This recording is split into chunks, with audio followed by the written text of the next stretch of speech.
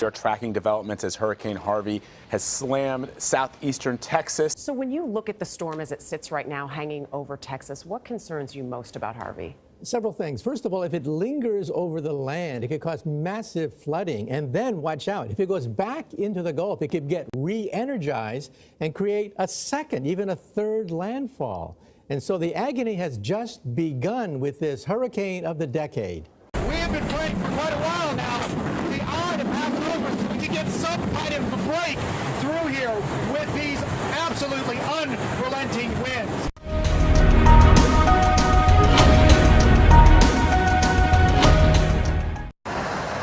Video inside the eye wall of Hurricane Harvey shows the power of a Category 4 as it barreled into the Gulf Coast last night. Several areas look like disaster zones. Wind gusts of over 160 miles per hour and flooding rains slammed towns along the water. It's not expected to let up for days. Rockport and Fulton were some of the city's hardest hit. They are the first populated areas to see a direct impact. Early views of the damage show several mobile homes flipped or already in pieces. A gas station sign lies flat on the ground after it was toppled. People staying at this hotel had to be evacuated to a nearby school. Debris everywhere, roof totally gone, rooms exposed. Harvey is no joke. As you enter the bedrooms of the hotel, you see the outer walls and windows are gone. Parts of this area high school were left unrecognizable after it was demolished by the destructive winds. Just to the south of Rockport in Aransas Pass, the police department posted this video showing the walls of their building blown off. This reporter in Corpus Christi was nearly lifted off the ground as the winds picked him up during Harvey's landfall. This storm is the first Category 4 hurricane to hit the Texas Gulf Coast since Hurricane Carla, which came ashore not too far from here 56 years ago. We're seeing images of damage from Harvey already coming in, but we're really far from knowing the full extent of how catastrophic and costly it will be. CoreLogic, though, is estimating the potential price tag for damage to be at least $40 billion in reconstruction costs, with more than 200,000 homes at risk of storm surge damage in Texas alone. The figure doesn't account for storm surges as far north as Morgan City, Louisiana. That's some 400 miles away from Harvey's landfall. Damage is still being assessed this morning from Harvey. Late last night, President Trump tweeted that he signed a disaster proclamation freeing up federal assistance for the state of Texas. David Begnaud is a short distance from Rockport, where the storm made landfall. David, good morning. We're on the road to Rockport, Texas, but we've tried for the last 2 hours to get there, and there are power lines on the roadway. There's storm surge that's pushing water onto the roadway, and we're having a really hard time getting there. In fact, we tried to follow emergency crews into the area, but they were having to dodge all kinds of debris in the roadway. There is a pretty significant flooding on the side of the roadway in ditches. As we went through the town of Taft, there is heavy destruction, but no cell phone reception. So the only area where we were going to be able to broadcast was here. We literally pulled over on the side of the road.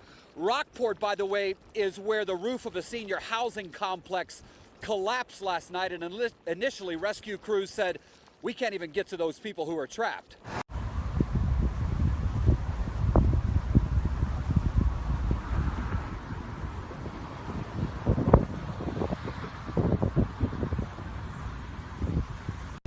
What's it like out there right now? It's been awfully windy. Last hour, you could barely speak to us.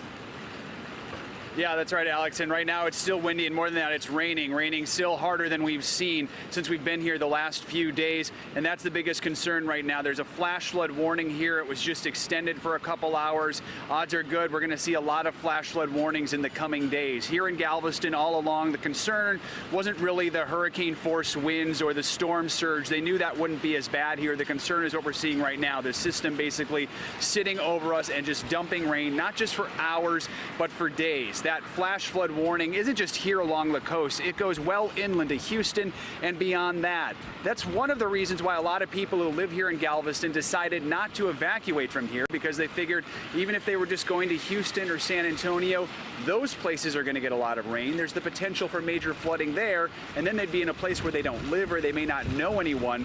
That's why a lot of people have decided to stay here in Galveston and take the risk. That way they can keep an eye on their own homes, especially in low-lying areas. People have been using sandbags. They've shuttered themselves in. They've stocked up on water and food. They have generators.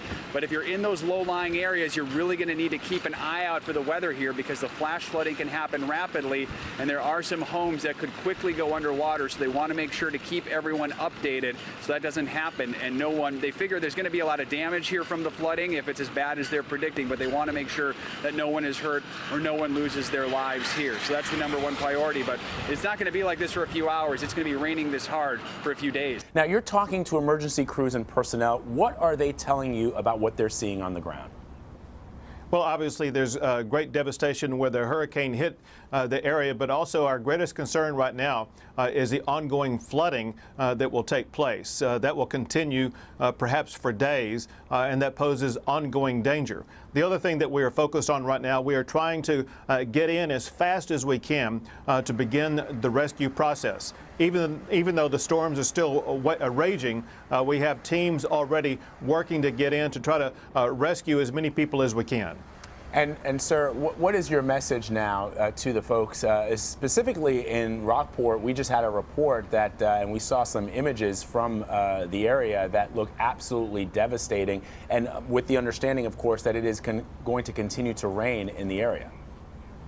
Right. It's important that people who are in place right now continue to find ways to remain safe, continue to try to communicate as best as they can with their local officials or with anybody that can get messages to either the local or state officials so we can get to them and help rescue them. And we know, sir, that President Trump has allocated federal funds to the state. Have you spoken to the president? I have spoken to the president and his team on several occasions. It was last night that the president granted our declaration for disaster. What that means is that FEMA has now been triggered to assist the cities, the counties, and individuals to begin the rebuilding process. This was a very swift grant from the White House and will mean that Texas will be able to begin the rebuilding process even more quickly. Yeah, in fact, the president has been tweeting pretty much all night. I'm looking at some of the tweets right now. About 13 hours ago, at the request of the governor of Texas, I have signed the disaster proclamation, which unleashes the full force of government help. Help our viewers understand, sir, what that means, what that looks like, the full force of government help. Sure. What that means is with the full force of FEMA assistance, they will be providing assistance to local governments, to local counties, to individuals who have been harmed, like having their home mowed down by this hurricane. Help all of them go through the rebuilding process. And what it means is that the money will be getting to them even quicker. All this will do is speed up the response time of rebuilding the lives and communities that have been affected by this hurricane. From Harvey, as it is making landfall here, about 50 miles, as you mentioned, south of where we are. We're here in Port Lavaca. There is Lavaca Bay just in front of me here, and that storm surge from Harvey is pushing water from the bay this way. We're kind of teetering here. We've been very steady, very consistent with 50, 60 mile per hour winds, gust occasionally to hurricane force here in Corpus Christi. And this may be some of our worst weather. Incredible. This is an intense fire. Look on the left side here. These are melted Jeep Wranglers, two of them right there, and then a pickup truck in between them. And then you can see, I mean, this was a townhome, according to the police chief who we just talked to, the Corpus Christi fire, completely gone. And then over here on the right, you can see this huge, looks like either a Chevy or a Dodge dually, and it's the front of that truck is completely melted as well. So just a horrific fire. And we're not sure exactly how it started. The police chief doesn't know. It could have been a power line down. I mean, it certainly had a lot of fuel, something really amongst all this rain and storm surge. Talk about the last thing you expect to see is just not only a fire, but a very intense fire, melting cars out here. It's just unbelievable. So we came here, we weren't sure exactly what to expect, and all of a sudden we came across all these firefighters. This is actually technically still Corpus Christi. We are on Padre Island, so we're actually very close to the Gulf right here, and I asked, I was like, was this under mandatory evacuation? And the chief said, actually, no, this is not. This was still under voluntary evacuation. So these people didn't have to leave, but he says from what they see right now, it appears that there was nobody at this home, that they got out of here, which is thankful, because that is a completely devastating fire. We've got 4 melted cars. There's a boat over there that looks like it might have survived, but it's right up against another quite nice houses out here on Padre Island. This is a vacation spot for a lot of people. So that's the story here as we watch as the rain has really subsided quite a bit. The winds are really coming down. I think you guys were saying, and it's been hard for me to keep up, that it's now a Cat 1 hurricane, and in this area it's well past at this point, so we're just seeing outer bands. So we'll send it back to you guys. Yeah, Rob, so you're there at this scene. We've been showing this video for I think over the last hour and a half. This house has been burning there. Are fire crews able to get to this house? I know they were battling it earlier. Are they more concerned now that this house seems like a total wreck? They're moved on to other things right now? Or do you see firefighters battling this blaze? Yeah, I mean, I think they got it. I think they got it contained the way they want it, and I mean, obviously, this is a complete loss. So I think they're just going to let it kind of fizzle out and just let the rest of that fuel just burn down to nothing. There's no point in fighting it at this point. I think they've successfully managed to keep it away from the house right next door, and I think they're just going to let the little raindrops do the rest of the job, because most of these guys are just chilling in the trucks right behind me here, and I think it's going to be a moot point here before long. There's going to be nothing left to burn. Hey, Rob, you mentioned power lines. Obviously, we don't know if that is necessarily the cause of this fire, but in your travels around the area where you're going, have you seen a lot of power lines down? Because it seems at this point, when people end up getting back, that is the major concern besides flooding.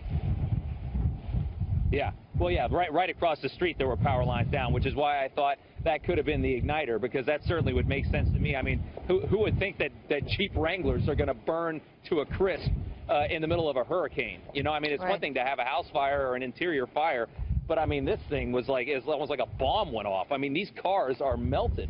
It's just not what you expect to see when we had inundating rain overnight. I mean, he said this fire, the chief said this fire was crazy when he pulled up to it. He says, if you think it's something now, he said, you should have seen it a couple hours ago. Yeah. So I'm not sure what exactly, but I did see some down power lines across the street. But there's no risk to us because the power's out in this entire area.